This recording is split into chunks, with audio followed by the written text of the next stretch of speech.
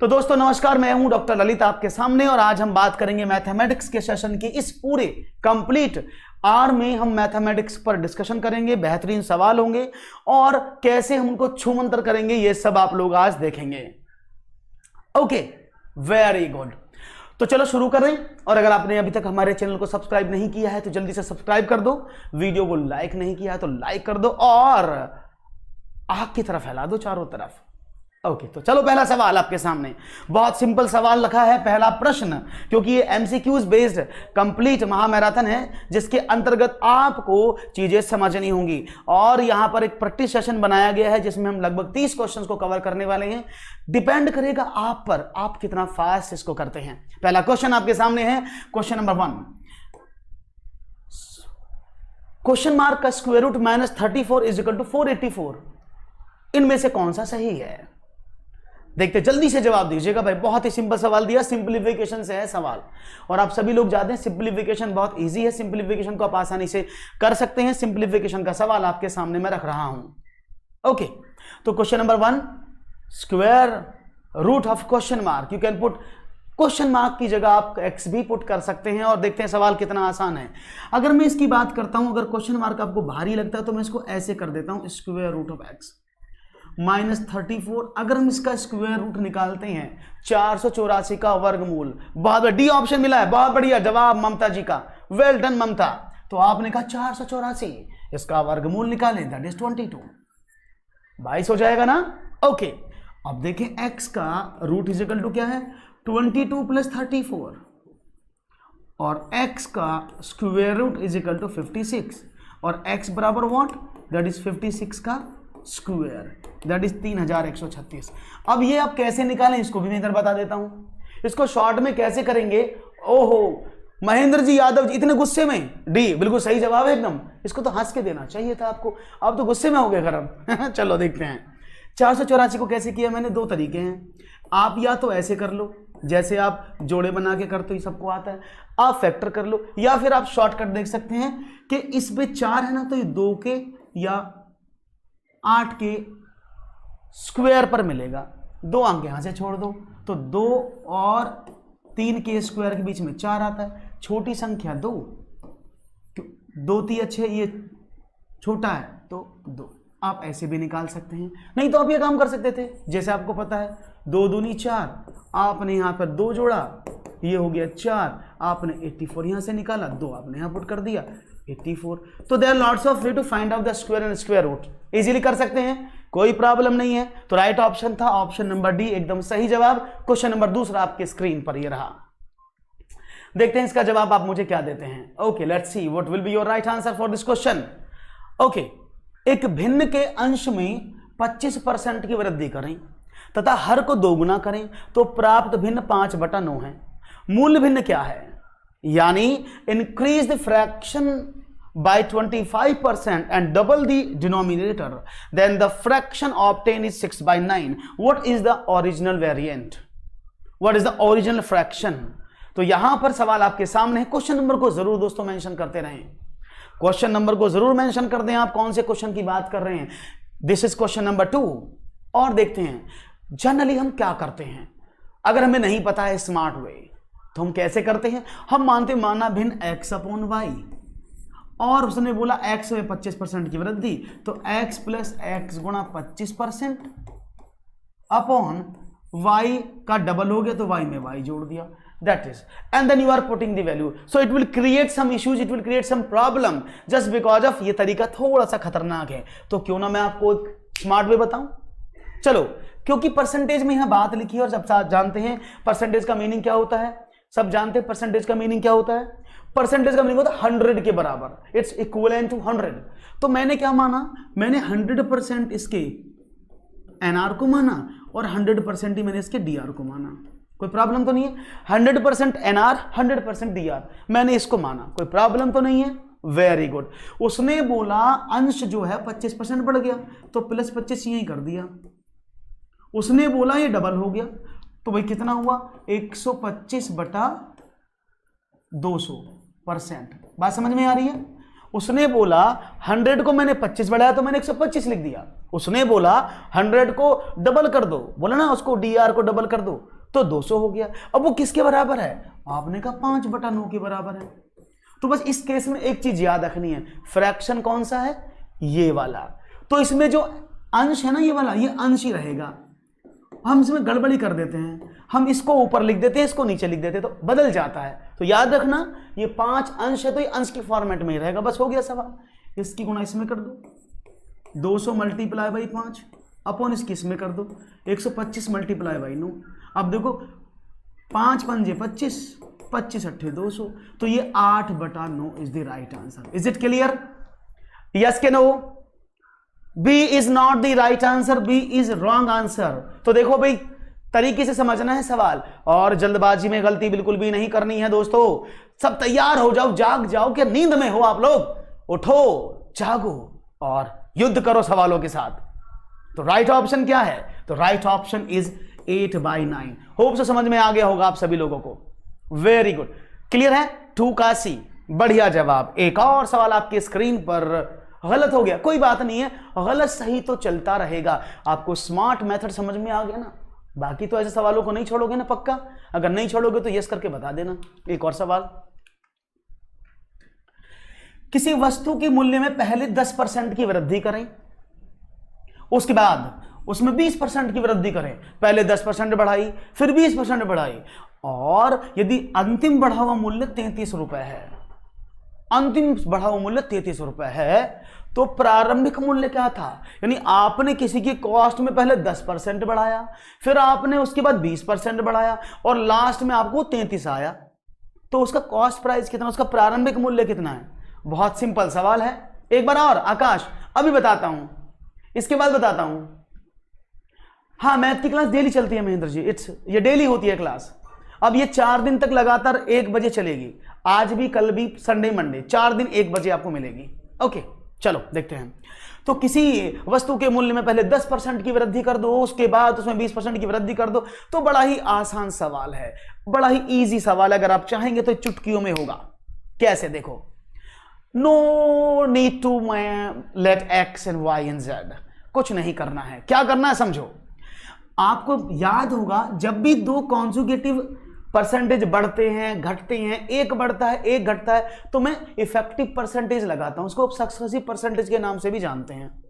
कोई चीज 100% रही होगी पहले, अब उसमें क्या हो गया पहले, यानी याद है ना फॉर्मूला, a + b + ab/100, सबको पता होगा इसका, तो बच्चे को पता होगा, है ना? तो a कितना? आपने कहा 10, b कितना? आपने कहा सर ये भी 10, 20 प्लस 10 मल्टीप्लाई बाई 20/100, तो ये कितना हो गया? 10 और 20 30 और 2 32। तो टोटल मिलाकर देखा गया तो उसकी प्राइस में 32% की वृद्धि होगी। टोटल 32%। आरती जी गुड आफ्टरनून। टोटल कितना हो गया? 32% का इंक्रीमेंट हो गया भैया। अब 32% का इंक्रीमेंट का मतलब क्या हुआ? 100 पहले था, 100 पहले और 32 ये बढ़ गया जो आपने यहां से बढ़ाया, तो ये 132% हो गया। अब ये 132% किसके बराबर है? उसने बोला 33 रुपए के बराबर, तो ये 33 रुपए के बराबर। आपसे क्या पूछा है? पूछा है 100% किसके बराबर होगा, क्योंकि इनिशियल में प्राइस 100% ही तो होगा, उस पर तो आपने बढ़ाई होगी, वृद्धि करी होगी, है ना? तो 100% किसके बराबर? तो इसकी मल्टीप्लाई ऐसे कर दी, तो 33 मल्टीप्लाई बाई 100/132, ये कटा 4 बार और 4 से कटा 25 बार। तो वस्तु का प्रारंभिक जो मूल्य था वो 25 था, शायद आपको दिख रहा होगा, that is 25। Clear? Any issue? कोई प्रॉब्लम हो तो मुझे बताओ। समझ में आ गया?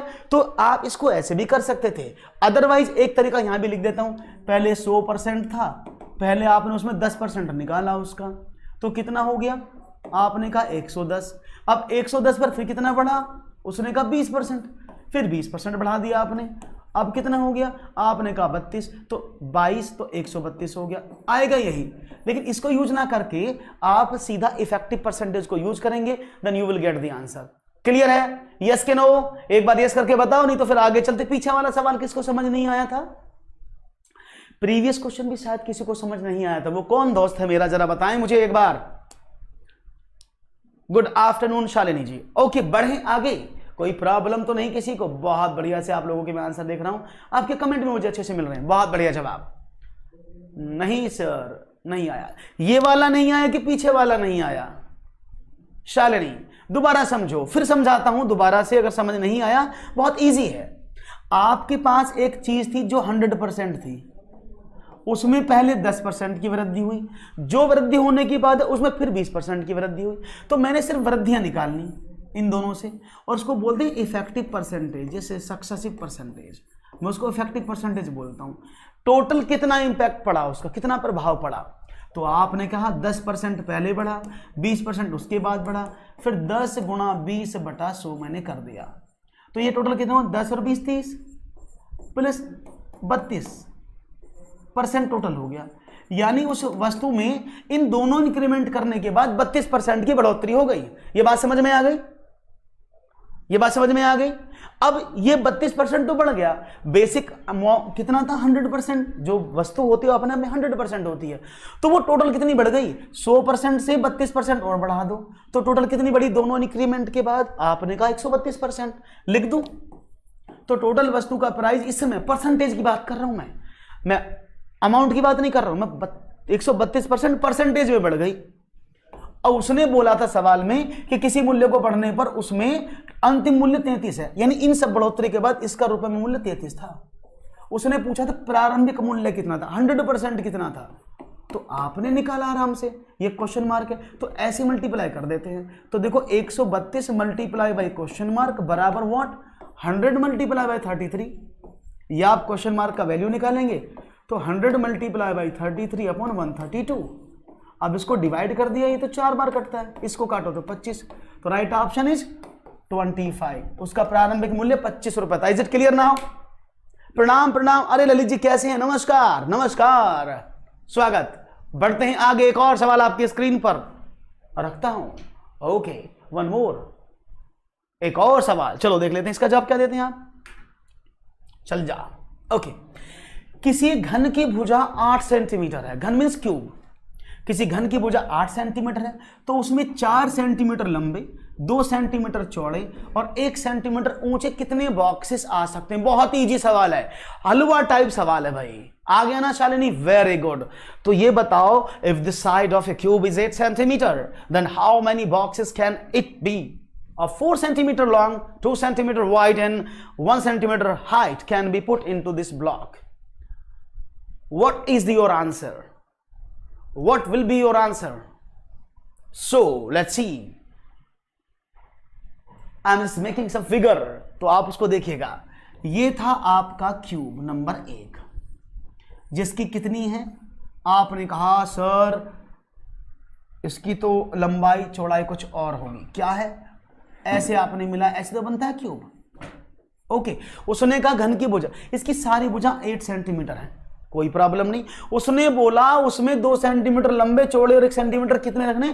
क्यूबॉइड। घनाभ बन गए वो। तो घनाभ कितने होंगे? ये वाला ऐसे घनाभ हो गया। चलो घनाभ ऐसे होता है ना। उसने बोले सेंटीमीटर में कितना था? 4 2 1, 4 2 और 1। अच्छा मुझे बताओ, अगर इस बड़े वाले क्यूब में इस छोटे वाले बॉक्स का डिवाइड कर दूं तो मुझे पता लग जाएगा ना, क्योंकि इसके वॉल्यूम में इसका वॉल्यूम का डिवाइड करूं तो नंबर ऑफ बॉक्सेस मिल जाएंगे। नंबर ऑफ बॉक्सेस मिल जाएंगे कि नहीं मिलेंगे?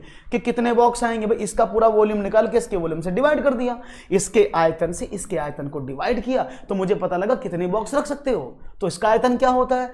आपने कहा क्यूब है, तो इसका मतलब क्या होता है? ए क्यूब। और नीचे वाले का क्या होता है? LBH, क्योंकि ये क्यूबॉइड है। ए क्यूब का मतलब कितना हुआ? आपने कहा 8 मल्टीप्लाई बाई 8 मल्टीप्लाई बाई 8। और LBH कितना हुआ? 4 गुणा 3 गुणा 2 गुणा 1, 4 इंटू 2 इंटू 1। अब 4 दूनी 8 से 8 कट गया, 8 8 जा 64। तो यानी आप कुल मिलाकर के 64 बॉक्स रख सकते हो। जवाब देखते हैं जवाब। हेलो सर, मेरे सब्सक्राइबर बढ़वाओ भाई। ओके, मैं बताता हूं, कोई दुकान अगर मुझे मिलती है तो मैं आपको जरूर बताऊंगा सब्सक्राइबर कहां मिलते हैं, तोल में मिलते हैं कि मोल में मिलते हैं, अभी तो मुझे नहीं पता है। चलिए, तो जवाब मिला 64। कोई प्रॉब्लम किसी को? Any issue, any problem? Is everything okay now? मैं आगे बढ़ूं, सबको समझ में आया कैसे आया है? डिटेल में समझ में आ गया ना? Very very good. आगे बढ़ते हैं, एक और सवाल आपकी तरफ आ रहा है नन्हे नन्हे कदमों से, स्वागत कीजिए। किसी धनराशि के 10% वार्षिक ब्याज दर से 2 वर्ष का चक्रवृद्धि ब्याज तथा साधारण ब्याज का अंतर मात्र 40 रुपए है।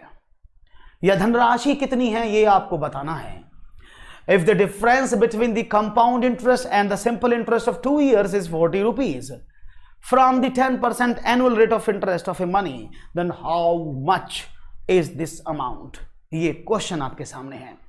It's 4,000, it's 3,600, it's 4,200 और 3,200. What will be the right answer? मैं जब तक जल ग्रहण करता हूं आप सवाल को ग्रहण करो और जल्दी से इसका मुझे प्रत्यास्मरण करके इसका उत्तर जल्दी से दो। पानी जिसको पीना है वो भी पी सकता है। ओके,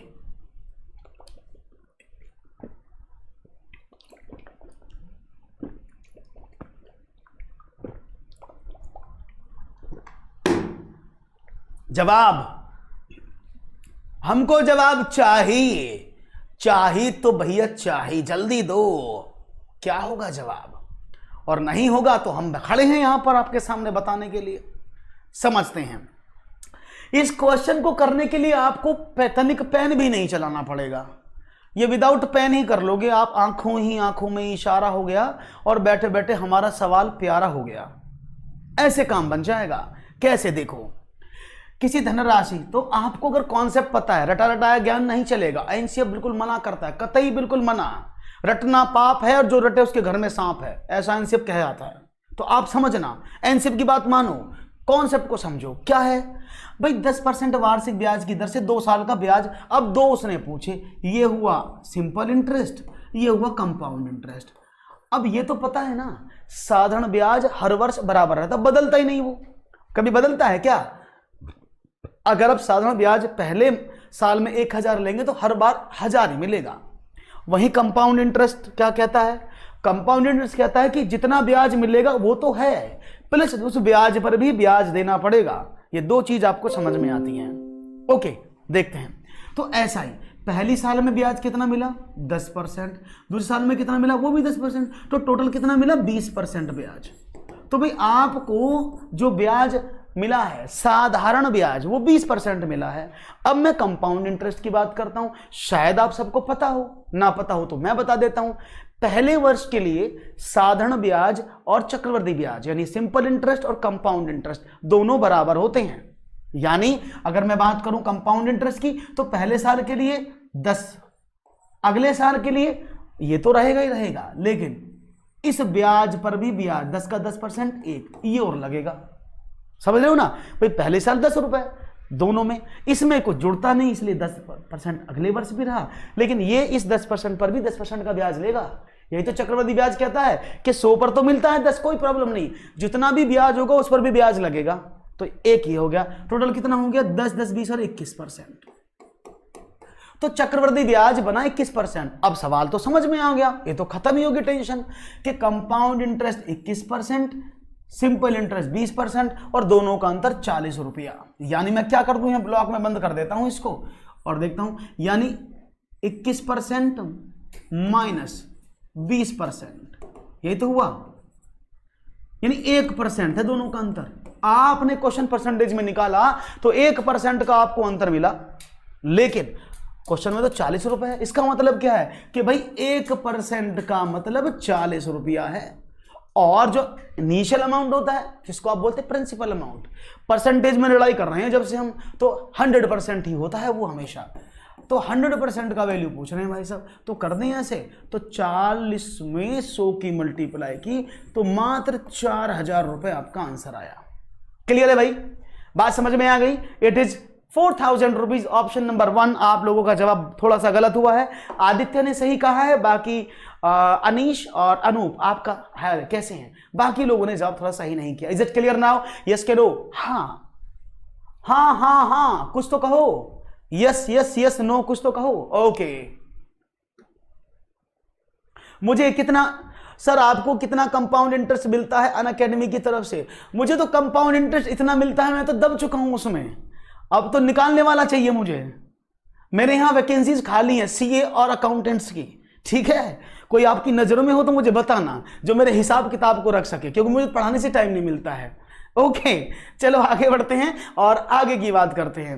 ओके, तो अनअकैडमी ने बहुत कुछ दिया है। और एक बात बताएं आपको, महिला से उसकी उम्र और पुरुष से उसकी वेतनमान सैलरी नहीं पूछा करते हैं। ओके, चलो आगे बढ़ते हैं और बात करते हैं नए क्वेश्चन की। क्लियर है? आगे बढ़ते हैं और समझते हैं सवाल क्या मिलता है। आगे बढ़ते हैं। नेक्स्ट क्वेश्चन आपके स्क्रीन पर यह रहा। 12 के दो गुणजों का लघुत्तम समापवर्त है 1056 है। यदि इनमें से एक संख्या 132 हो तो दूसरी संख्या क्या होगी, यह आपको बताना है। नैना, बात समझते हैं, जवाब क्या मिलता है। 12 के दो गुणजों और लघुत्तम समापवर्तक 1056 है। यदि इनमें से एक संख्या 1132 है तो दूसरी संख्या क्या होगी। बड़ा ही आसान सवाल, हर किसी एग्जामिनेशन में इस तरह का सवाल रखा मिल जाता है। बस आपको निकालना है जवाब, और वो भी जबरदस्त तरीके से, गलती ना हो जाए और देर ना हो जाए, कहीं देर ना हो जाए, क्योंकि आजा रे तुझे तेरा प्रश्न बुलाए परीक्षा में, ऐसा कहता है प्रश्न, लेकिन ज्यादा देर कर दोगे तो निकल जाता है हाथ से। Okay, clear, clear cut, okay done, is everything okay? Okay, तो दीजिएगा जवाब और मैं चाहूंगा आपका मुझे क्या जवाब मिलता है। तेजी से उत्तर मिलेगा, आपके सामने है। मैं अच्छा हूं ममता, आप कैसी हैं? मैं अच्छा हूं। Tanu, hello Tanu, how are you? आप अच्छी हैं? Very good. चलिए, तो भाई सवाल को देखो, इस सवाल को करने के बहुत सारे तरीके हैं। अगर आप किताब की तरफ दौड़ोगे, आओ वेदों की तरफ लौटे, तो प्रॉब्लम होगी, क्योंकि वहां पर आपको पता नहीं कैसे कैसे दिखाएगा, ऐसे करके दिखाएगा, वैसे करके दिखाएगा। मैं आपको और तरीके से करके बताता हूं। समझना एक बात, उसने बोला 12 के दो गुणज, यानी द मल्टीपल ऑफ 12। अब ये 12 के मल्टीपल की बात क्या है। अगर मैं 12 की बात करता हूं तो 12 के दो मल्टीपल क्या हुए। मैंने कहा 24-20 का मल्टीपल है, 36-20 का मल्टीपल है, समझते रहे ना। 12 के दो मल्टीपल हुए 24 और 36।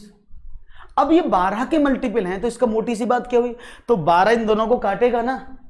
अगर 12 के दो गुणज है तो मैंने माना 24 और 36, फॉर एग्जाम्पल 24-36 है, तो 12 दोनों को डिवाइड करेगा कि नहीं करेगा, हाँ कि ना।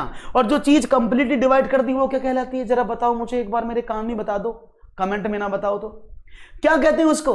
अगर आपकी कॉमन चीज कोई किसी को काट रही है तो उसको बोलते हैं HCF, उसी को तो बोलते हैं HCF, यानी मासा, उसको बोलते हैं जो दोनों को काट दे। तो यानी सवाल का अगर मैं इनडायरेक्टली मीनिंग समझू तो क्या है कि least common multiple of 2 multiples of 12, यानी ये क्या कहता है कि 12 जाके दो गुणजों का लघुत्तम सामवर्तक 1056 है, तो 12 के दो गुणज, उसका मतलब क्या है, this is the HCF। Clear? अब सवाल में क्या प्रॉब्लम आई, मुझे तो लगता नहीं, क्योंकि तो आप सबको पता है पहली संख्या गुणा दूसरी संख्या बराबर LCM इंटू HCF, ऐसे करते हो ना भैया। अब उसने बोला एक संख्या 132 है, यहां पर लो, ओ माय गॉड, सवाल तो यूं ही हो गया। एलसीएम देता कितना, 1056, लिख देते हैं 1056, मल्टीपल HCF कितना है, 12, ऑलरेडी मैंने निकाल के बता दिया आपको। अब आपको B निकालना तो B is equal to what, आपने कहा 1056 मल्टीप्लाई बाई 12 अपॉन 132, डिवाइड कर दे तो 11 बार, 11 नाम 99, 11 छक्का 66, तो राइट ऑप्शन 96। समझ में आया? बस एक छोटी सी ओके गालिब हुसैन, मैं अच्छा हूं, आप कैसे हैं, छोटी सी बात दिमाग में रखनी थी और आपने छोटी बात को मोटी बात बना करके सवाल को सॉल्व कर दिया। तो ऐसी ही छोटी छोटी बातों को समझना है और सवालों को करते जाना है। और सवाल अच्छा लग रहा हो तो लाइक भी करते जाना। मैं बोल नहीं रहा तो इसका मतलब लाइक ना करोगे, हैं? कर दो जल्दी से, पैसे थोड़ी लग रहे हैं। चलो आगे बढ़ते हैं, एक और सवाल आपके समक्ष रखता हूं, ये रहा। एक समकोण त्रिभुज की परिधि 40 सेंटीमीटर है, इट्स 40। यदि कर्ण की लंबाई 17 हो तो त्रिभुज का क्षेत्रफल ज्ञात करो, इट्स 40। ओके दोस्तों, दैट इज 40, ये 40 है। तो एक समकोण त्रिभुज की परिधि 40 सेंटीमीटर है, यदि कर्ण की लंबाई 15 सेंटीमीटर हो तो त्रिभुज का क्षेत्रफल क्या होगा। The perimeter of A right angle triangle is 40 centimetre square. If the length of the hypotenuse is 17 centimeter, find the area of the triangle. Next class मेरी अब 1 बजे होगी, 4 दिन लगातार मैं आपके साथ रहूंगा 1 बजे। तो अभी मैं जान ही रहा हूं इसे, पर आप आना मत भूलिएगा 1 बजे, ठीक है ना। हाँ चलो, सवाल आपके सामने, जवाब चाहूंगा क्या मिलेगा। Okay, here we go with the answer. मुझे उम्मीद है आप जरूर देंगे। तब तक मैं इसकी चित्रकारी आपके लिए कर देता हूं। चित्रकारी ये है आपका समकोण त्रिभुज। सपोज ये A, this is B, this is C, and this is A, this is B, this is C. These are the length of the triangle. उसने बोला उसके कर्ण की लंबाई 17 सेंटीमीटर। ओके, उसने बोला त्रिभुज का क्षेत्रफल ज्ञात कर दो। अब तो कर सकते हो ना, तो चलो मैं ही करके बता देता हूं। कैसे समझोगे, किताब वाला समझोगे कि शॉर्टकट समझोगे? दोनों तरीके हैं। तो पहले शॉर्टकट बताते, फिर बुक वाला बताते, जो आपको बेसिक कॉन्सेप्ट समझ में आएगा। ओके, आपको शायद याद होगा एक कॉन्सेप्ट है ट्रिपलेट। सुना होगा आपने नाम ट्रिपलेट का, है ना, त्रिफलक जिसको बोल देते हैं हिंदी में, ट्रिपलेट। यानी उसका मीनिंग क्या होता है? ऐसी 3 भुजाएं जिनसे मिलकर समकोण त्रिभुज का निर्माण होता है, उसको ट्रिपलेट कहते हैं। और वो कौन कौन सी उनको लिख देता हूं यहां पर, देखना। जैसे 3, 4, 5, इनमें बड़ी भुजा कर्ण होती है, हाइपोटेनस होती है। आपने कहा ओके, 5 के साथ लिखते हैं, 5, 12, 13, 6, 8, 10, 7, 24, 25, 8, 15, 17।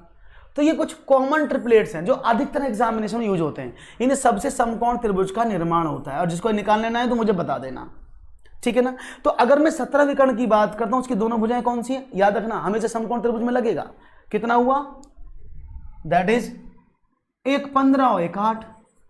अब मैं इसको प्रूफ करता हूं, क्या मेरी बात सही है? तीनों को जोड़ करके 40 आना चाहिए भाई। वही तो कहा, परिमाप तो यही होता है ना। अगर मैं तीनों को जोड़ दूं तो क्या होगा? 15, 8, 23 और 17, 40। अरे वाह, ये तो सवाल हो गया।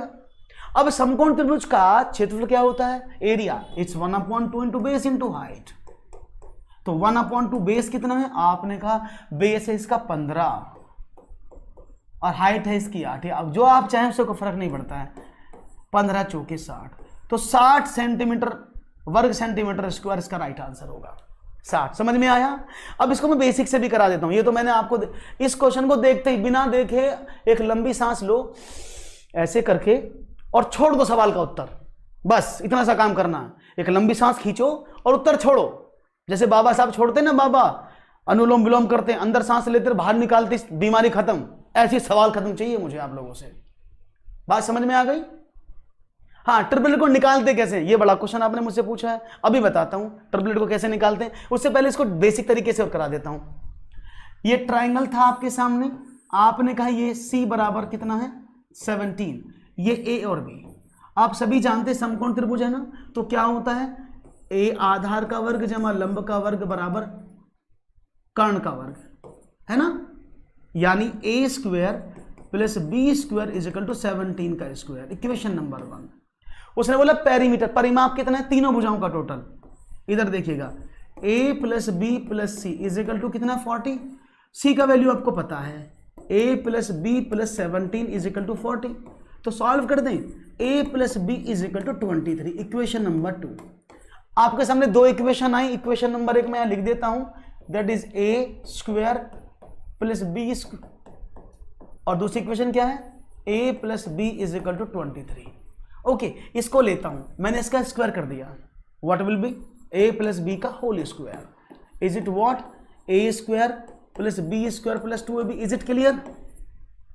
यहां तक समझ में आ रहा है बेसिक से? Okay, thank you Mamta ji, बहुत बहुत शुक्रिया, आपको मेरी टीचिंग पसंद है। तो क्या करें भाई, A प्लस B का वैल्यू तो लिखा हुआ है 17 का square, sorry 23। Is it A plus B 23 ना। तो 23 का square is equal to A² plus B² का वैल्यू 17 का square is equal to 2AB। आपने क्या काम, इसको इधर भेज दिया। तो 2AB is equal to 23² minus 17², या 2AB is equal to what? 23 plus 17 और 23 माइनस 17। ऐसे तो लिख दो A plus B A minus B। और AB is equal to what? 40 multiply by 6/2, 120। तो AB का मल्टीप्लाई कितना? 120, यानी इन दोनों का मल्टीप्लाई 120 है। और इतना बड़ा करना पड़ेगा अगर आपको ऐसे करोगे तो ए बी का मल्टीपल 120 और आपका फॉर्मूला क्या होता है 1/2 इंटू ए बी। तो भाई 1/2 ए बी कितना 120, आपने डिवाइड कर दिया दैट इज 60। तो आप इसको ऐसे भी कर सकते थे, अगर आप बेसिक से करोगे तो you have to follow these steps, है ना। मस्त लगा, अरे क्या बात है, शुक्रिया। अब तो मैं और चौड़ा हो गया, ऐसे ऐसे कमेंट सुनकर तो मैं खुश हो जाता हूं ज्यादा। चलो बात समझ में आ गई, क्लियर है, बात समझ में आई आपको, ओके ग्रेट। अब मुझसे बोला ट्रिपलेट कैसे निकालते, चलो ट्रिपलेट भी सिखाता हूं, एक मिनट देखना, मैं एक काले कलर की स्क्रीन आपके लिए लाता हूं जिससे कि आपको पता लग जाए ट्रिपलेट को कैसे करते हैं। यह है ब्लैक स्क्रीन आपके सामने, ओके। इसमें तो कुछ ज्यादा ही गोरा सा हो जाता आदमी, पता नहीं कितना ब्लैक है ये, ओके समझते हैं। देखो ट्रिपलेट निकालने के दो तरीके से निकलता है, मैं दो भाग में से स्क्रीन को तोड़ता हूं, एक ऑड नंबर का और एक इवन नंबर का, मैं दोनों को बताता हूं। अब देखो ट्रिक समझना कैसे निकालते हैं। अगर आप ऑड नंबर लेते हैं, फॉर एग्जांपल मैंने 3 नंबर लिया, 3 का ट्रिपलेट कौन कौन से होंगे, तो क्या करना है, इस संख्या का क्या करना है, स्क्वायर कर दिया, उसके बाद क्या करना है, इसको 2 से डिवाइड, क्या किया मैंने, समझ रहे हो, मैंने किया स्क्वायर, 3 3 9 बटा 2, 2 से भाग करना है, तो ये क्या बना 4.5। तो इससे पहली कौन सी संख्या जो पूर्ण है, ये दशमलव में संख्या है, पूर्ण संख्या कौन सी है, आपने कहा सर 4, और बाद वाली कौन सी है 4.5 से पहली पूरी संख्या, 4.5 के बाद वाली पूरी संख्या, आपने कहा 5, तो ट्रिपलेट क्या बना 3 4 5। Is it clear. बात करते हैं 5 का, निकालते हैं, चलो 5 में क्या करा मैंने, 5 का ट्रिपलेट कैसे निकालूंगा, 5 का स्क्वायर किया, कितना हुआ 25, 25 में 2 का भाग क्या आया 12.5। अब 12.5 से पहली पूरी संख्या 12 और बाद वाली 13, तो 5 का ट्रिपलेट क्या बना 5 12 13। निकाल लोगे ऑर्डर नंबर का, किसी भी ऑर्डर नंबर का, यस के नो। अब बात करते हैं इधर वाले इवन नंबर की भी, देख लो इवन नंबर क्या होता है, दैट इज इवन नंबर। मैंने कहा 4 का निकालते हैं, तो 4 में क्या करना है, पहले स्क्वायर नहीं करना है, इसमें पहले इसको 2 से भाग करना, बस ये स्टेप अलग है। इसमें पहले क्या कर रहे थे, स्क्वायर कर रहे थे ना, इसमें पहले स्क्वायर नहीं करना, पहले डिवाइड करना होता है, ये बना दो, अब इसका स्क्वायर कर दो, इट विल बी 4। तो 4 से पहली पूरी संख्या 3, 4 के बाद वाली संख्या 5, तो क्या बना 3 4 5, अभी निकाला था ना उधर, ओके। 6 का निकाल के बताता हूं, अगर आप 6 की बात करते हो तो कैसे निकालोगे, 6 का आधा, 3 का स्क्वायर 9, 9 से पहली संख्या 8, 9 के बाद वाली संख्या 10, तो क्या बना 6 8 10। आप ऐसे भी कैलकुलेट कर सकते हैं। इज इट क्लियर ना, बात समझ में आ गई, सही है, ओके डन। तो इवन ऑड का ऐसे, आप कोई भी नंबर ले लो, आप उसके बाद 8 ले सकते हो। देखो 8 को बताता हूं एक बार व्हाइट कलर में, यहां पर तो ये 8 ले लें, तो क्या हुआ 8 का ट्रिपलेट, तो 8 बटा 2 बराबर 4 का स्क्वायर बराबर 16, 16 से पहले 15, 16 के बाद 17, तो क्या बना 8 15 और 17। इज इट क्लियर, समझ में आ गई बात, कोई प्रॉब्लम तो नहीं किसी को भाई, is it clear, okay very good. अब मैं आगे बढ़ जाऊं, ट्रिपलेट निकालने आगे हूं तो यस कर दो एक बार, ट्रिपलेट कैसे निकालते हैं अगर आगे हो तो एक बार यस कर दो, इतना लंबा फॉर्मूला, ये सही है, ठीक, ओके डन। आगे बढ़ूं, वेरी गुड। एक और सवाल आपकी स्क्रीन पर, चलिए ये रहा, यदि 7 क्रमागत मीन्स कॉन्जुगेटिव संख्याओं का औसत 33 हो तो इनमें सबसे बड़ी संख्या क्या है। The average of 7 consecutive numbers is 33. Which are one of the greatest number? तो सवाल आपके सामने है साथियों, जवाब की उम्मीद, आप लोगों से बड़ी उम्मीद लगा के बैठे हैं कि जवाब एकदम सही आना चाहिए, नहीं तो गड़बड़ नहीं होनी चाहिए सवाल में, ओके। डू और डाई, डी 36, मुझे ऑप्शन मिला है 36, मैं इसको येलो कलर में ब्लॉक कर देता हूं। सब लोगों ने, क्या बात है, तालियां इस बार आपके लिए, बहुत बढ़िया जवाब, इस बार तो आपने झंडे गाड़ दिए, बहुत ही अच्छा जवाब दिया आपने 36, दैट्स वेरी नाइस आंसर। चलो देखते हैं आखिरकार के आंसर में हुआ कैसे। अगर मैं इसको बेसिक तरीके से बताऊं जो आपको किताब में मिलता है, तो पहले वैसे ही बता देते हैं, फिर आपको कॉन्सेप्ट बताते हैं। मैंने माना पहली संख्या x, दूसरी संख्या x+1, कॉन्जुगेटिव लगातार है ना, तीसरी संख्या x+2, नेक्स्ट संख्या x+3, उसके बाद x+4, उसके आगे संख्या x प्लस 5 और x प्लस 6, यही तो होंगी 7 संख्याएं। 1 2 3 4 5 6 7, 7 संख्याएं हो गई।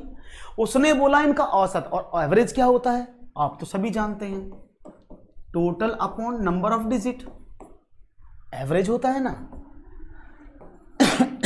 एवरेज आपको दिया 33, तो मैं क्या इन सबको जोड़ दूं? आपने तो कहा total upon number of digit, और नंबर ऑफ डिजिट कितनी 7, वो किसके बराबर है? 33 के बराबर है। सबको ऐड करके इधर ले आया मैं। 1 2 3 4 5 6 7, 7x plus 1 3 6 10 21 upon 7 is equal to 33। ये 7 यहां से बाहर निकाल लो, x plus 3 upon 7 is equal to 33। इससे ये कट गया, x बराबर 33 minus 3 is equal to 30। x का वैल्यू 30, जब x का वैल्यू 30 है तो भैया प्रॉब्लम क्या होगी? ये 30, ये 31, ये 32, ये 33, ये 34, ये 35 और ये 36, और यही पूछ रहे थे भाई साहब। ये बेसिक तरीका है जिससे आप क्वेश्चन करते हैं। Is it clear? अगर आपको एवरेज का कॉन्सेप्ट पता है तो इसमें इतना करने की जरूरत भी नहीं पड़ेगी, आप इजीली हैंडल कर लेंगे। अब मैं आपको थोड़ा सा स्मार्ट वे बताता हूं कैसे सॉल्व करते हैं। Is it clear? यहां तक कोई दिक्कत किसी को हो तो मुझे बताए, नहीं तो फिर चला जाए। प्रणाम जयपुर की धरती को प्रणाम, रजवाड़ों की इस भूमि को प्रणाम। कैसे हैं आप? महाराणा प्रताप की भूमि को प्रणाम। ओके, देखते हैं सवाल स्मार्ट वे में कैसे करते हैं। अगर हम बात करते हैं 7 क्रमागत संख्याओं का औसत कैसे करें? क्रमागत में कॉन्जुगेटिव, लगातार हैं, कोई भी गैप नहीं है, और संख्याएं कितनी है? 7, 1 2 3 4 5 6 7, 7 संख्याएं आपके सामने है क्रमागत। वो है 7, मैंने लिख दी। उसने बोला औसत 33 है। अब मैं समझा दूं, अगर मैं बोलूं 3 4 5, ये लगातार संख्या, इनका औसत क्या? आपने कहा 5 4 9 और 3 12, से 3 को डिवाइड करो 4, या इनका मिड वैल्यू। जब भी नंबर ऑफ टर्म्स लगातार होती हैं, कॉन्जुगेटिव होती हैं, तो जो मिड में संख्या होती है वही उनका एवरेज होती है। आप निकाल के देखना। तो इस सवाल में देखें 33 लिखा था, इसका मतलब क्या है? ये मिड वाली संख्या है। कहां पर? यहां पर, क्योंकि एवरेज है। अब तो सवाल आसान बन गया।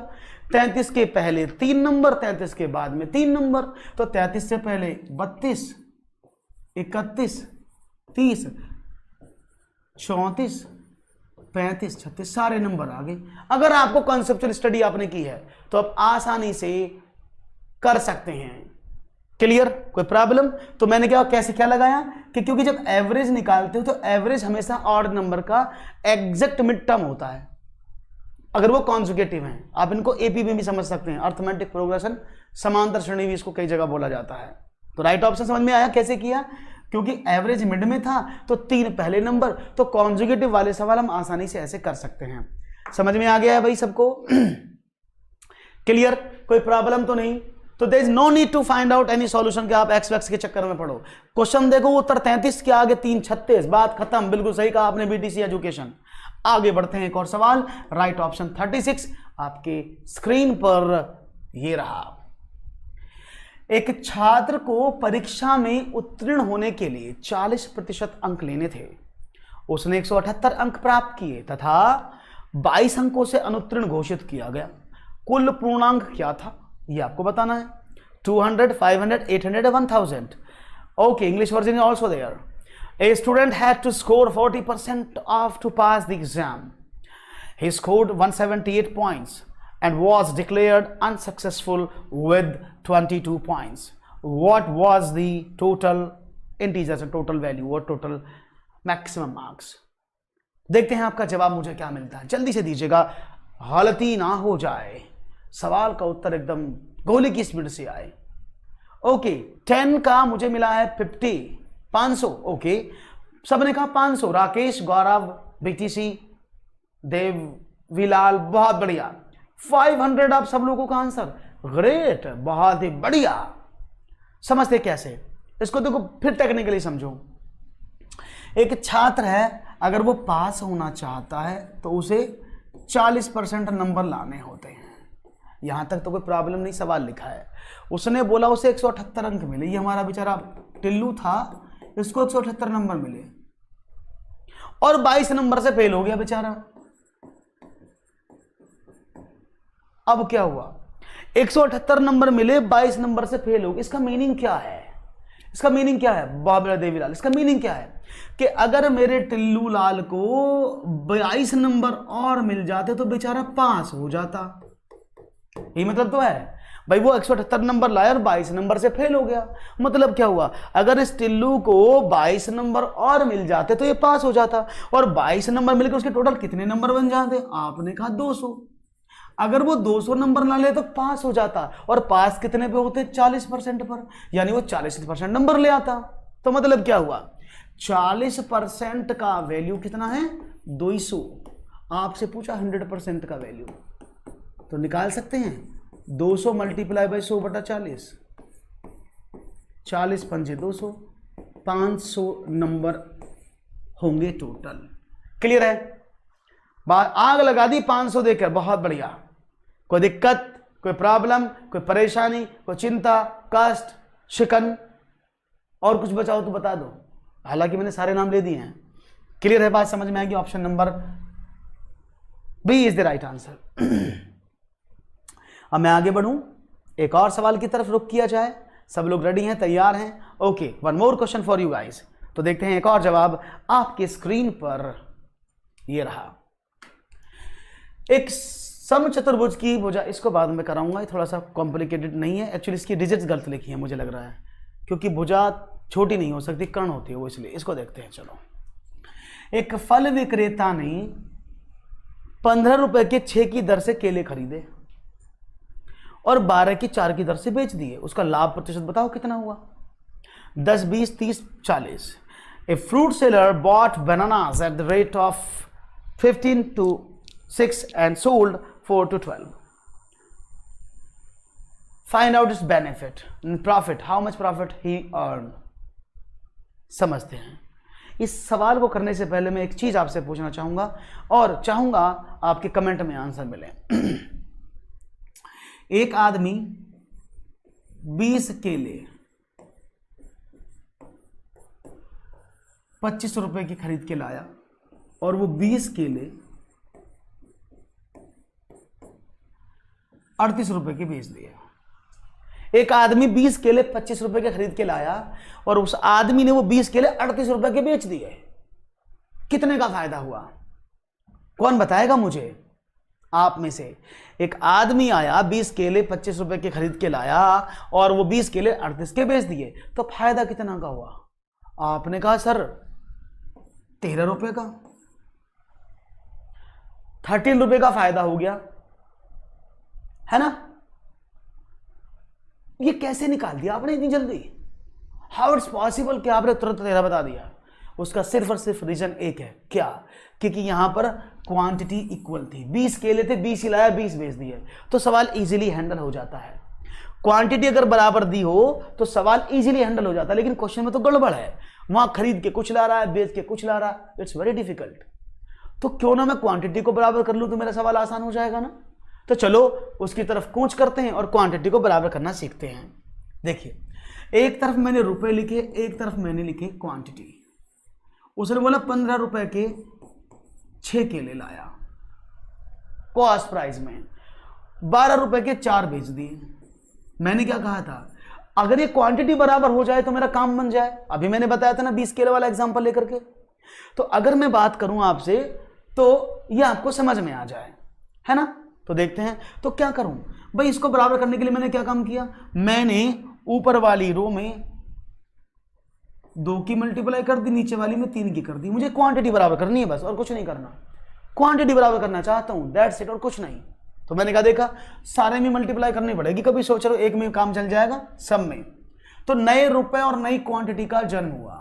नए रुपए कितने बने? 15 दूनी 30, और क्वांटिटी कितनी होगी? 6 दूनी 12, और नए रुपए कितने बने? 36, और क्वांटिटी कितनी होगी? 12। अब सवाल क्या हो गया? अब क्वेश्चन क्या बन गया कि भाई 12 केले 30 रुपए के लाया और वो 12 केले 36 के बेच दिए। मेरा काम बन गया? बन गया कि नहीं? 12 केले 30 रुपए के लाके 12 केले 36 के बेच दिए, फायदा कितने का? आपने कहा 6 रुपए का। कितने पर? कॉस्ट प्राइस कितना 30 और मल्टीप्लाई बाय 100। 6 पंजे 30, 20 पंजे 120% is the right answer. Clear है? मैं भी समझ में आ गया होगा सभी को, सवाल का जवाब, कोई ऐसी प्रॉब्लम नहीं होगी, ऐसा मुझे लगता है कि कोई भी प्रॉब्लम यहां पर नहीं होनी चाहिए। Everything is okay from your side, solution is in this side and question is in this side. बहुत बढ़िया, सबने कहा 20%, खूबसूरती से जवाब दिया है आपने, कोई भी ऐसी बात नहीं जो आपको समझ में ना आई हो, दैट्स वेरी गुड। आगे बढ़ते हैं, एक और सवाल आपकी स्क्रीन पर ये रहा। यदि 35 घोड़ों के लिए 540 किलोग्राम अनाज 21 दिन के लिए पर्याप्त हो तो 28 घोड़ों के लिए 720 किलोग्राम अनाज कितने दिन के लिए पर्याप्त होगा, यह आपको बताना है। कौन?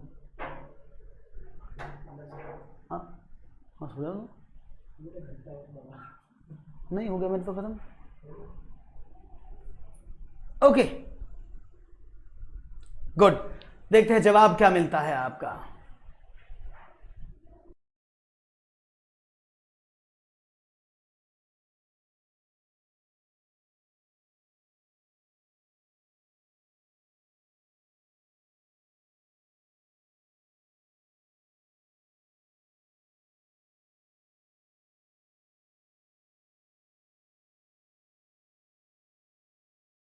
ओके चलो भाई, मुझे जवाब मिला है, आप लोगों को क्या मिला है देखते हैं, लेट्स सी। अब देखो यहां पर घोड़े दिए हैं, शायद आपको याद हो बचपन में हमारे एक मूंछ वाले अंकल जी आते थे, खैर अभी भी आते हैं, वो अपने घोड़े तांगे पे, और शायद याद होगा एक उन्होंने स्लोगन दिया था, क्या? असली मसाले सच सच, MDH MDH, और MDH की मिर्च का तड़का सारा अंग अंग फड़का। तो बस मैथमेटिक्स में वही लगा दो तड़का, आंसर आ जाएगा इन सवालों का। तो MD सुना ना, असली मसाले सच सच, MDH 2 बार बोला ना, MDH MDH, तो आप भी 2 बार लिख दो। ताऊ जी की बात कैसे टाल दे भाई, हमारे कक्का ने बोला 2 बार बोलना, MDH MD दोनों बार बोल दिया तो बस काम खत्म हो गया। M1D1 H1, M2D2 H2, 2 बार बोला ना, बाद वालों को 2, पहले वाले को 1। अगर उसमें काम भी दिया हो तो नीचे काम भी लटका दो, W मीन्स वर्क, बस आपका सवाल हो गया हल। क्लियर है? फॉर्मूला याद रहेगा, हाँ, असली मसाले सच सच MDH, वो भी 2 बार MDH MDH, और W नीचे लगा दिया वर्क इनके, कोई बात नहीं है। M1, अब M में से होता आदमी, D मीन्स होते दिन, H मीन्स होते आवर्स, और W मीन्स होता वर्क। मैं लिख देता हूं, M means man, D means day, and H means hours, और W means work. These are 4 quantities you have to put equal. अब लेकिन यहां पर घंटे तो कहीं नहीं है, तो घंटे नहीं दे, छोड़ दो घंटे को घंटा जाने दो, है ना, छोड़ दो, छोड़ दिया, घंटा नहीं था इसमें। ओके, अब देखते हैं यहां पर सवाल कैसे करें। अब यहां आदमी तो है नहीं, तो आदमी की जगह सजीव चीज कौन सी? घोड़ा। तो यानी M1 कितना है? घोड़ा 35,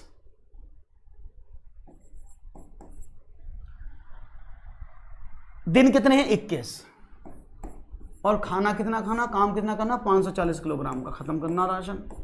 दूसरे में देखें 28 घोड़े थे,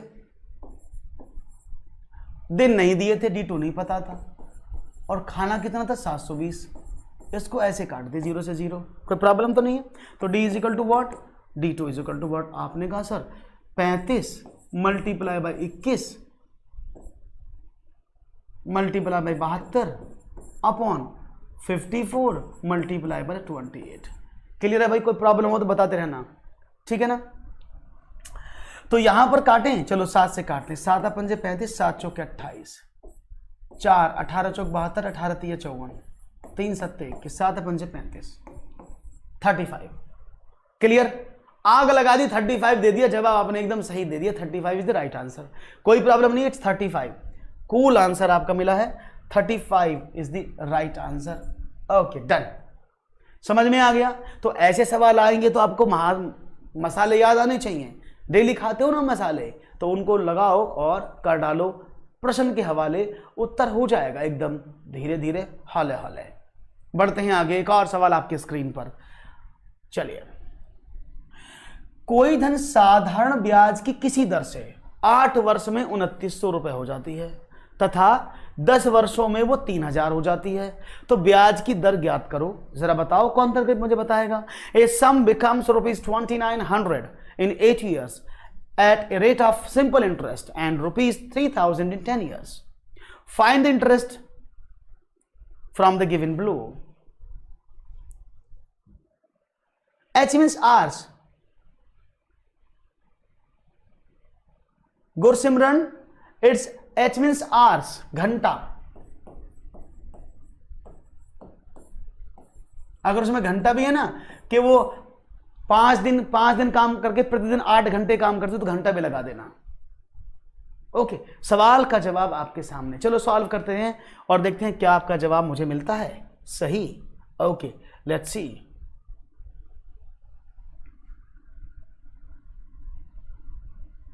ओके, देखो कोई धन 8 वर्ष में कितना हो गया, आपने कहा 2900 रुपए, और वो 10 साल में कितना हो गया, आपने कहा 3000 रुपए।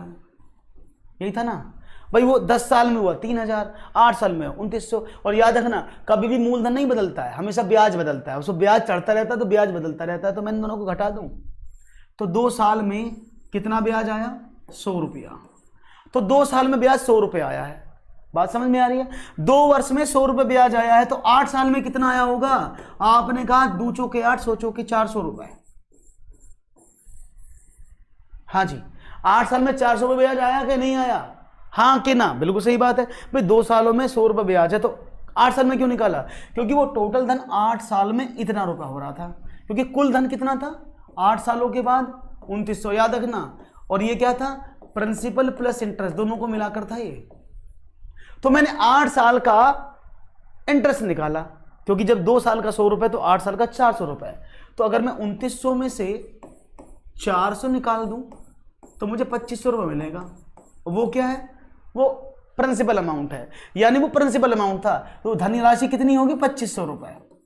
अगर वो आपसे पूछता है कि धनराशि कितनी है तो 2500 रुपये वो धनराशि है।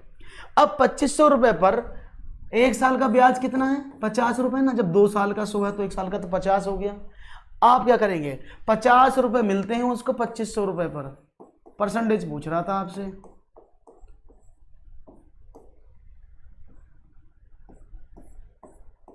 दो % तो वो धन कितना है, अगर वो धन पूछे तो 2500 रुपये और पूछे ब्याज परसेंटेज रेट ऑफ इंटरेस्ट तो वो कितना है 2%। समझ में आ गया भाई। ऐसा कोई मेरा साथी जिसको समझ ना आया हो, हाँ दोबारा से बता देता हूं, चौधरी साहब दोबारा समझ लो, फिर समझ लो, कोई प्रॉब्लम नहीं। देखो उसने बोला साधारण ब्याज से 10 सालों में वो धन जो था वो 3000 रुपये हो गया। यानी याद रखना इन सब धन में आपका प्रिंसिपल अमाउंट और इंटरेस्ट दोनों इन्वॉल्व है, क्योंकि कोई धन 10 साल में 3000 हुआ है तो मतलब क्या हुआ, P + I 3000 रुपये हो गया। Is it clear? हाँ मैं कर रहा हूँ रिपीट। चौथ उसके बाद उसने बोला 8 साल में वो कितना हो गया था, वो 2900 रुपये हो गया था, प्रिंसिपल और इंटरेस्ट दोनों मिला करके। अगर मैं आपसे एक बात करता हूं तो 2 साल में कितना ब्याज मिला, क्योंकि मूलधन तो सेम रहता है, ब्याज ही तो बढ़ रहा है हर बार। तो 2 सालों में ब्याज मिला 3000 - 2900 100 रुपए। Is it clear? तो 1 साल का ब्याज कितना है, आपने कहा 50 रुपए। Is it clear? उस आदमी को 1 साल में 50 रुपए ब्याज मिलता है। यहां तक क्लियर है? उस आदमी को 1 साल में 50 रुपए ब्याज मिलता है। ओके ओके, 1 साल में 50 रुपए ब्याज मिला, कोई प्रॉब्लम नहीं। उसने कहा भाई, उसने बोला है 8 साल में वो धन कितना हो गया था, 2900 रुपए हो गया। इसमें मूलधन भी जुड़ा हुआ था, इसमें ब्याज भी जुड़ा हुआ था। तो अगर मैं 8 साल का ब्याज इसमें से निकाल दूं अमाउंट में से तो मुझे मूलधन मिलेगा कि नहीं मिलेगा। तो मैंने देखा 1 साल का ब्याज 50 रुपए है तो 8 साल का कितना हो जाएगा, 50 × 8 400 रुपए हो गया ना। तो 8 सालों में से 400 रुपए ब्याज के मिले 2900 रुपए में से। 2900 रुपए टोटल धन था, ब्याज प्लस मूलधन, ब्याज था 400 रुपए। तो मूलधन कितना बना, प्रिंसिपल कितना बना, आपने कहा 2500 रुपए। तो अगर वो पूछता है टोटल मूलधन कितना था तो आपने निकाला 2500। ओके, अब क्या करें, अब भाई 2500 रुपए है। अब आपसे या तो आप ऐसे निकाल लो कि PRT/100, नहीं तो सीधा देखो ना 50 रुपए का उसको ब्याज मिलता है, कितने पर, 2500 रुपए पर। परसेंटेज में बदलने के लिए 100 की मल्टीप्लाई, 0 से 2 0 कट के 25 दूनी 50, 2%। और नहीं तो आप ऐसे भी कर सकते हो, S I is equal to P into R into T upon 100। तो आप इसमें भी सॉल्व कर लो। एस आई कितना है 50 रुपए है, पी कितना है 2500 रुपए है, आर कितना है पता नहीं, टी कितना है 1 साल अपॉन 100। इसको पुट कर लो, कोई प्रॉब्लम नहीं है। अभी समझ में आ गया सबको? एनी इशू एनी प्रॉब्लम हो तो मुझे बताओ। तो एक सवाल और लेते हैं और बढ़ते हैं 15वां सवाल आपके लिए। ओके, 20% व 30% के दो क्रमवार बट्टे किस एक मात्र समतुल्य बट्टे के बराबर है? It means which two equal bets that is discount of 20% and 30% are equal to 1 equal discount. लो मैं आ गया।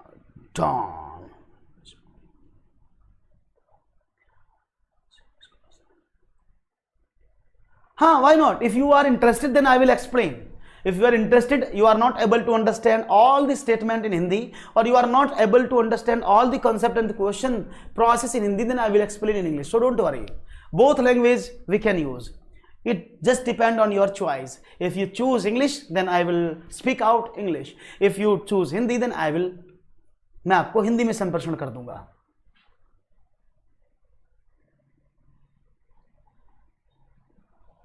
हाँ, नहीं मैं इंग्लिश में पढ़ाता हूं, लेकिन यहां पर दोनों मोड बाइलिंगुअल चलते हैं। ओके, क्वेश्चन आपके सामने है। तो which two equal to bets of 20% and 30% are equal to a single bets और सिंगल डिस्काउंट। तो यहां पर जवाब मिला 56%। चलिए बहुत अच्छी बात है, 56% में आपका लॉक कर देता हूं आंसर। क्लियर है? कोई प्रॉब्लम नहीं, सबको पता है, क्लियर है। लेकिन अफसोस मेरे दोस्तों, मेरे साथियों, मेरे मित्रों, ये गलत जवाब है। This is wrong answer. ये गलत जवाब चुना है आप लोगों ने, गलत जवाब। क्यों गलत जवाब? समझना, बट्टा डिस्काउंट हमेशा लॉस होता है। सर आप राम भाऊ कारू जाए फूफू चना खाए कांदा खाए आग भी कुआए हांडी घटिया सुटिया ये, हाँ इन सबको मैं जानता हूं, ये सब मेरे मित्र हैं, बचपन के साथी हैं। सुंदर भोजी, बीर गुंडी, भंगी, मासी को जान, सबको मैंने पढ़ाया है। महेंद्र, ये सबको मैं जानता हूं, टेंशन मत लो। ओके, कभी इनसे मिले तो बोलना, हाय बोला था मैंने इनको। ठीक है, चलो देखते हैं सवाल क्या है। प्रतिशत 30%। ओके चलिए, तो 20% और 30% के दो क्रमवार बट्टे। जो बट्टा होता है वो डिस्काउंट होता है। सब नॉटी हो रहे हैं, मजाक कर रहे हैं मतलब। चलो, तो मतलब क्या है, 20% 30% का ये आपको फायदा नहीं है। This is discount and discount always be negative. तो जब भी आप इफेक्टिव परसेंटेज को यूज करते हैं ना, तो याद रखिएगा, जब भी आपको डिस्काउंट मिलेगा, कमी मिलेगी, लॉस मिलेगा, तो सिंबल आप नेगेटिव यूज करेंगे। अगर आपको प्रॉफिट मिलेगा, फायदा मिलेगा, वृद्धि मिलेगी, तो आप क्या यूज करेंगे? उसको बोला जाता है पॉजिटिव में। हाँ भाई, अपने बच्चे हैं, सब मेरे साथी हैं, तो मुझे उनके साथ ही रखना पड़ता है ना, इसलिए। चलो, तो क्या करें? तो इसका मतलब क्या है, ये माइनस का 20 है। अगर आप फॉर्मूला देखें ना, a + b + ab अपॉन 100, तो मतलब क्या है, ये a जो है वो माइनस का 20 है, क्योंकि वो डिस्काउंट है। b भी जो है वो भी माइनस का 30। याद रखना, एग्जाम में गलत मत कर देना। फिर बोल रहा हूं, डिस्काउंट, लॉस, कमी, घाटा, ये सब नेगेटिव, प्रॉफिट, फायदा, वृद्धि, ये सब प्लस। ओके, तो देखते हैं क्या मिलता है। तो माइनस का 20, माइनस का 30 plus -20 multiply by -30 upon 100। Okay, that is what? That is -50। और माइनस माइनस की मल्टीप्लाई प्लस होती है ना, प्लस का 6, 100 अपॉन 100, 2 जीरो से 2 जीरो कट गए। तो माइनस का 50 प्लस का 6 इज इक्वल टू -44। और ये माइनस शो क्या करता है? That is loss. अभी बताया था ना मैंने, दैट इज लॉस, कमी, हानि, नुकसान, ये सब इसी शो करता है। ओके, बात समझ में आई? तो 44% is the right answer. Option number C is the right answer. Sir you are too funny. क्यों? अरे आप लोगों के साथ कोई मैं वो थोड़ी हूं कि गुरुकुल का मास्टर में डंडा लेके बैठूंगा। आप सब लोग शिक्षक बनने वाले हैं, आप सभी लोग मेरे साथी हैं। तो I am just with you. आपके जैसा अगर आपको पढ़ाया हुआ समझ में नहीं आया है तो अच्छी बात, पढ़ाया हुआ समझ में आया, सारे टॉपिक समझ में आए, सब कुछ क्लियर है। Any issue, any problem, any issue if you have, you can write in the comment. तो कल मिलते हैं 1 बजे। Don't forget to take my class at 1 PM tomorrow. तब तक के लिए दीजिएगा इजाजत।